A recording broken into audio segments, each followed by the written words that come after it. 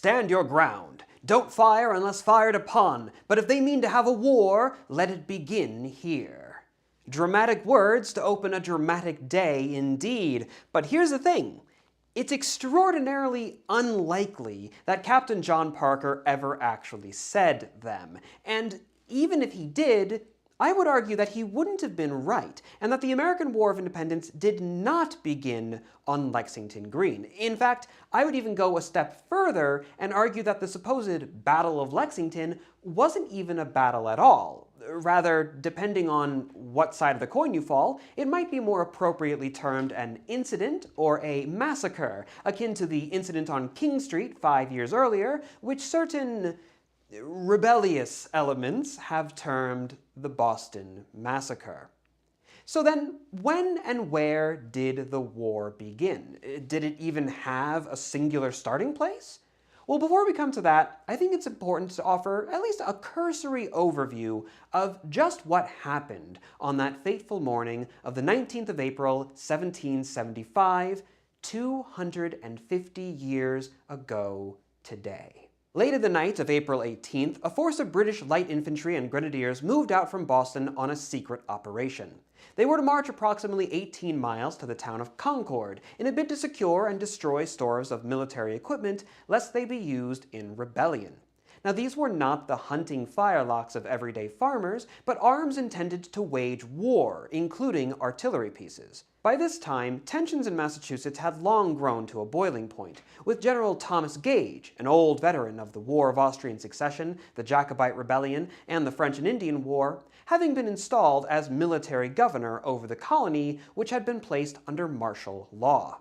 Boston itself was under control of the army, but the countryside surrounding it had long since fallen under the control of would-be revolutionaries, with many communities actively arming themselves and training their militias for a possible rebellion, while loyalist elements were either silenced or expelled to take refuge with the army. However, the British operation that night was quickly discovered, and news spread rapidly all throughout the colony, as riders went from town to town warning that the regulars were out.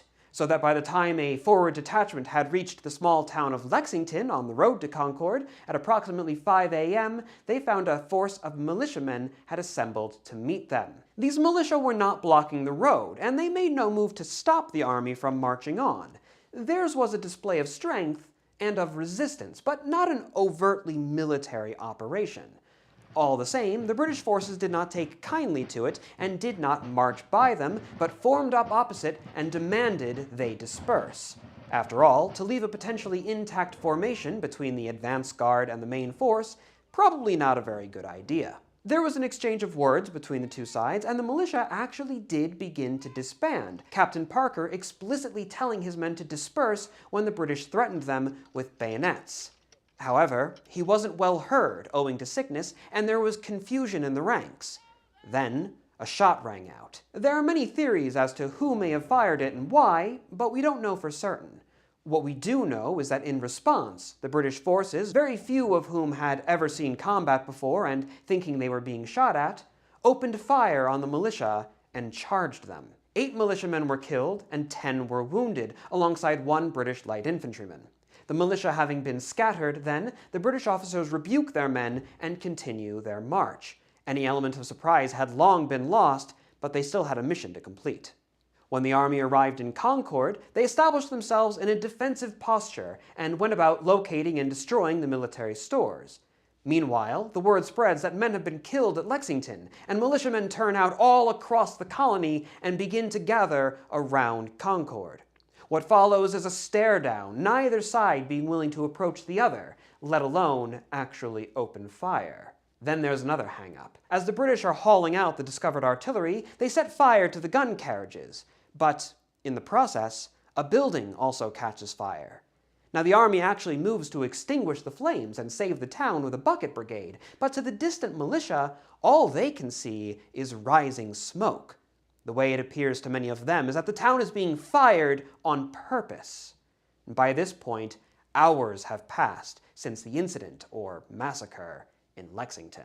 In response, some of the militia begin moving closer to the town, including towards the North Bridge, where British troops had established a defensive position. As the militia approach, Knowing that they were thoroughly outnumbered, the British troops flee to the opposite bank of the Concord River. The militia begin to cross the North Bridge when, again, without orders, a shot rings out. And again, we don't know for certain where it came from, but this time it's likely to have been a British soldier who was panicking. And again, this shot was soon followed by others, which crashed into the advancing American column. But this time, the militia did something that they had never done before. Under explicit orders from their commanding officer, their frontmost ranks opened fire on the British soldiers. That volley of a few muskets then collectively represent the famous "shot heard round the world" of Ralph Waldo Emerson's poem, The Concord Hymn, which begins, "By the rude bridge that arched the flood, their flag to April's breeze unfurled. Here once the embattled farmers stood, and fired the shot, heard round the world." But even then, battle is not yet fully met. The British troops, having no hope to hold a position, flee to the main force back in Concord and are not yet fully pursued. The militiamen fled across the bridge and take up their own positions with yet another standoff that would last hours, during which the British continue their mission in Concord and militiamen take up their fateful posts all around the road to Boston. It was only when the British marched out of Concord, then, that battle was truly met in earnest, first with only a few scattered militiamen's shot at the British column, and soon devolving into an open, running battle of full scale, as British light infantry desperately attempted to throw off the unending waves of militia that were descending upon them. By that point, regardless of when precisely it had happened, a state of war had most certainly begun. Now that's all a very broad overview of what happened. I'm leaving a lot of the details out there, but the point of this video isn't just a documentary of what happened on that day. Instead, I want to explore precisely the moment that the American War of Independence began. So let's start with that first quote, the one that we are going to hear incessantly over and over again over the next couple days, I'm sure, in relation to this incident. If they mean to have a war, let it begin here. Now, it's sexy, it's dramatic, and it's also a myth. In a wonderful article with emergingcivilwar.com, which I'll link down below, Rob Orson traces the origins of this particular quote and finds that it doesn't actually go back to Parker himself. Rather, it goes to his grandson, a prominent abolitionist named Theodore Parker, who was only born in 1810, having never met his grandfather, who died many years prior. Still, Theodore recounted his story at a trial in 1855, where he anecdotally provided the quote in question. Now, of course, there's a lot more information that goes into the overall fishiness of the quote and why we have good reason to question its veracity, but you'll find all that by reading the article itself. Again, I'll link it down below. But suffice to say, it probably wasn't said, or at least even if it was, it definitely wasn't said in that exact way. And in fact, a contemporary account by Paul Revere provides a fairly different set of words that I think are more reliable. Revere, who met with Parker on that day, he wasn't present for the incident, but he was still, he still met with Parker on the day. He recounted the captain as saying to his men, "Let the troops pass by, and don't molest them without they begin first," which is obviously far less dramatic, but it's also much more in line with what actually happened on that day, being that Parker ordered the militia to disperse when things started going south. While the first quote, the "let it begin here," it sounds almost like Parker is ready to start the war with the British if they don't back down. The second one is much more calm. It basically amounts to, hey now, we don't want any trouble, so, don't mess with those guys unless they mess with you first, and then I guess we really don't have a choice, right? So basically, my point is that on Lexington Green, people weren't talking about a war starting then and there. That narrative seems largely to have been thrust upon the incident after the fact. Now let's talk a little bit about that first shot. Now, I admit There is poetry in saying that, nobody knows who fired the first shot of the war. But at the end of the day, what happened that morning was ultimately actually little different from anything that had unfortunately happened prior. British soldiers had opened fire without orders on a crowd before with the Boston Massacre. That was an incident then, Boston Massacre is, surrounded by many other acts of violence in the streets. Basically, it's not widely popularly known, but the Boston Massacre wasn't like an isolated event. It was followed and also preceded basically a series of rioting in Boston. But despite all of that, there was no war that followed. Nor do we consider the incident on King Street to be a battle like we often do with Lexington, despite the fact that, at its core, they're very similar events. Army opens fire on a crowd that maybe could be said to provoking, but which ultimately, didn't fight back, as it were. Now, nor was this also the first time that American militiamen had actually stood in arms to protest something that was being done by the British Army, right? During the powder alarm just a few months prior, the British Army had also tried to seize military stores, just like this time in April, and the result was that a general alarm was raised all throughout the Massachusetts countryside, with militia standing to, thinking that the war was about to start. And in doing so, they effectively forced the British to flee back to Boston before anything could kick off. Now, don't get me wrong, the incident at Lexington is immensely important. It was a major escalation of events without which, we might say, maybe the war wouldn't have kicked off when it did. But for many reasons, both cultural and legal, which we'll come to in just a moment, I don't think that it's fair to say this is the first shot of the war. It's an escalation, but men standing under arms, violence against Massachusetts, common citizenry. None of that is anything altogether new, right?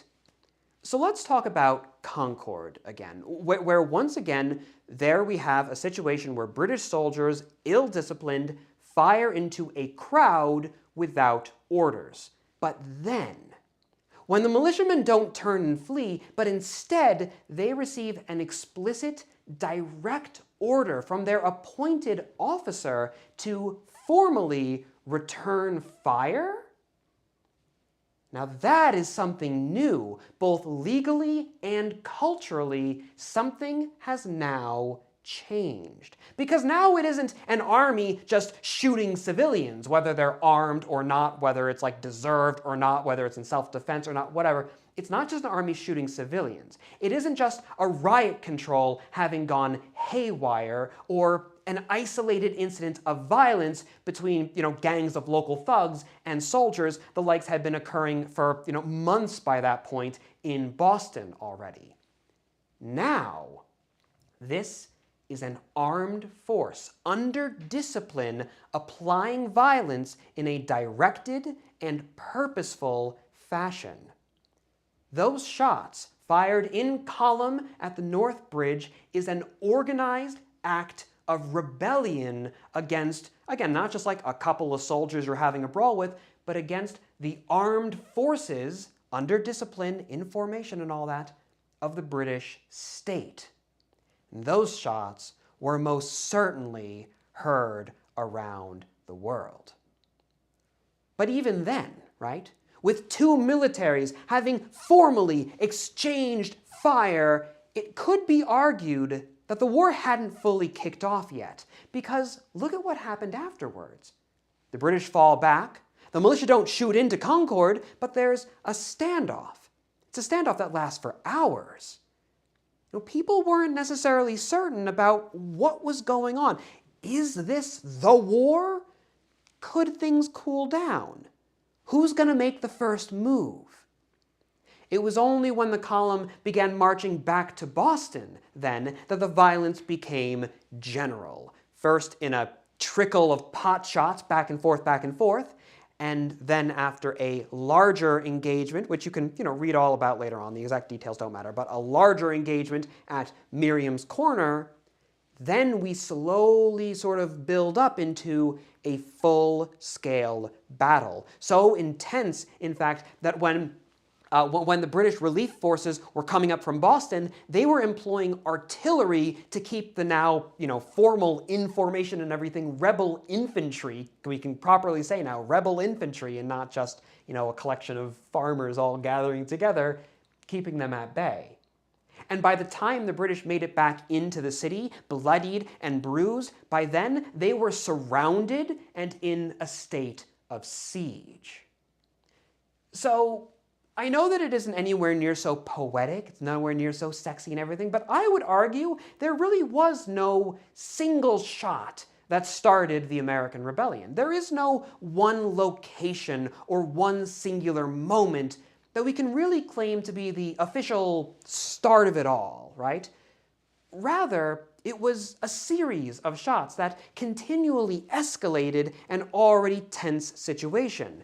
First, by the growing anxiety that things might be kind of different after the incident in Lexington, and then the dramatic shift by which colonists actively resisted the British at Concord, which, I think that it's probably as close as we can get to a singular moment that the civil unrest became a war is, are those shots fired at the North Bridge? Like, if you want to say one moment, that's probably it, but even still, it's not a perfect way to describe it, of course. And then, of course, ultimately, after that, the irrevocable, the undeniable state of war that the two sides found thrust upon themselves with the open, unrepentant combat along the road back to Boston. So thank you all for watching, and until the next time, my dear viewer, I am and I shall remain your most humble and obedient of servants. And with that, the 250th is upon us, and so the war shall rage for the next 8 years. Now, I don't want to wax too poetic here at the very end of the video, but suffice to say, this is an immensely important occasion, and it's a one well worthy of some quiet contemplation and consideration, whether you're a dirty rebel or a proper loyalist. And so I would encourage you to spend some time today and think about the nature of this particular conflict. Think about its impact on the world, and even its impact on your life personally. But I promised that I wasn't gonna ramble on wax poetic here. So today's viewer artwork is a wonderfully skilled portrait of General Thomas Alexander Dumas, who has a fascinating story that I'd encourage you to look up if you're not familiar with it, he being a black general officer in the French army during their own Revolutionary Wars. And this particular piece is brought to us by Noel Eagles, and you can find their social media linked below. As always, of course, special thanks are owed to the Native Oak's generous supporters on Patreon, because of course without them, I wouldn't be able to make videos like this, including of course our newest patron, Pit Princess, which refers, the Urban Dictionary informs me, to a delicate, feminine-looking person who, despite their appearances, is capable of dominating a punk push pit or metal mosh. So, what can I say? You learn all sorts of things here on my channel. Thank you all again so very much for your support, and as always, learn more, nativeoak.org.